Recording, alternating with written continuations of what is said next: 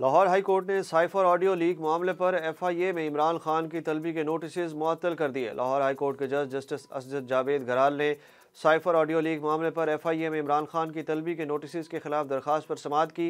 Lahore high court ने इमरान खान की तलबी के नोटिस पर अमल दरामद रोक दिया। अदालत ने FIA को नोटिस जारी करते हुए केस की समाअत 19 दिसंबर तक मुलतवी कर दी। अरशद शरीफ कत्ल पर अज खुद नोटिस केस में सुप्रीम कोर्ट ने आज रात तक कत्ल का मुकदमा दर्ज करने का हुक्म दे दिया। अदालत ने मेडिकल रिपोर्ट भी गैर तसल्ली बख्श करार दे दी।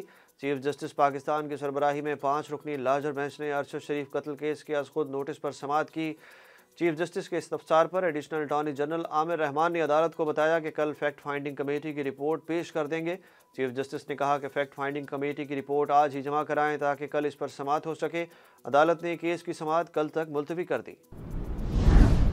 वज़ीर आज़म शहबाज शरीफ ने सीनियर सहाफ़ी अरशद शरीफ के कत्ल पर सुप्रीम कोर्ट की जानिब से अज खुद नोटिस लिए जाने का खैर मकदम किया।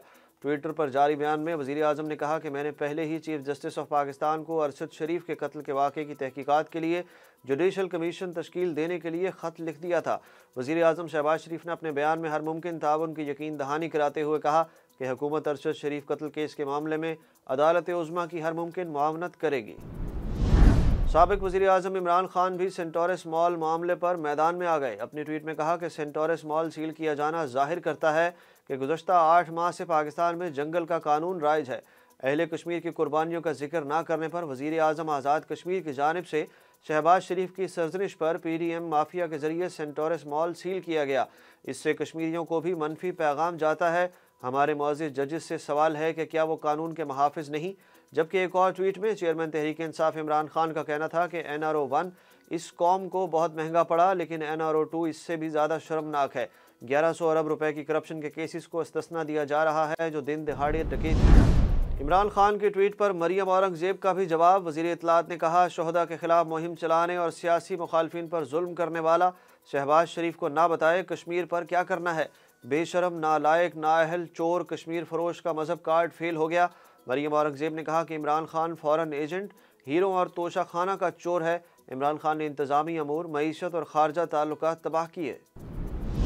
वज़ीर ख़जाना इसहाक डार को नैब से एक और रिलीफ मिल गया। आमदन से ज़ायद असासा जात केस में वज़ीर ख़जाना इसहाक डार के असासे बहाल करने के लिए कार्रवाई शुरू कर दी गई। नैब ने इसहाक डार के असासे बहाल करने के लिए पंजाब के मुख्तलिफ इदारों को मरासला जारी कर दिया। नैब मरासले में कहा गया कि इसहाक डार की जायदाद हजवेरी हाउस को वापस दिया जाए। इसहाक डार के बैंक अकाउंट में मुंजमद रकम को भी बहाल कर दिया गया। बलूचिस्तान हाई कोर्ट ने PTI के सेनेटर आज़म सवाती के खिलाफ मजीद मुकदमा दर्ज ना करने का हुक्म दे दिया। अदालत ने आज़म सवाती को कोयटा से बाहर मुंतकिल ना करने का भी हुक्म दिया। बलूचिस्तान हाई कोर्ट के 2 रुकनी बेंच ने आज़म सवाती के खिलाफ मुकदमा दर्ज करने के हवाले से दायर दरख्वास्त पर समाअत की।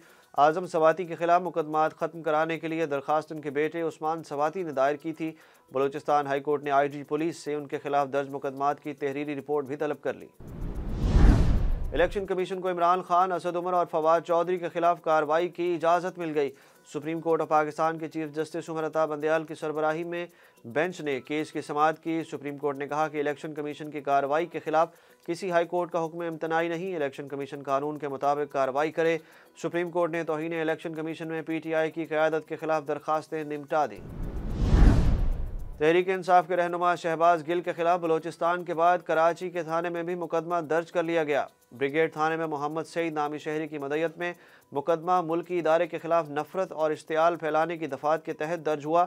इससे कबल बलूचिस्तान में भी शहबाज गिल के खिलाफ मुकदमा दर्ज है। बलूचिस्तान पुलिस के मुताबिक PTI रहनुमा को तलब किया गया है, अगर वो ना आए तो गिरफ्तार किया जाएगा। वज़ीर ममलिकत ख़जाना आयशा गौस पाशा का कहना है कि पाकिस्तान को डिफ़ॉल्ट का कोई ख़तरा नहीं, जब हुकूमत संभाली थी तो डिफ़ॉल्ट का ख़तरा मौजूद था।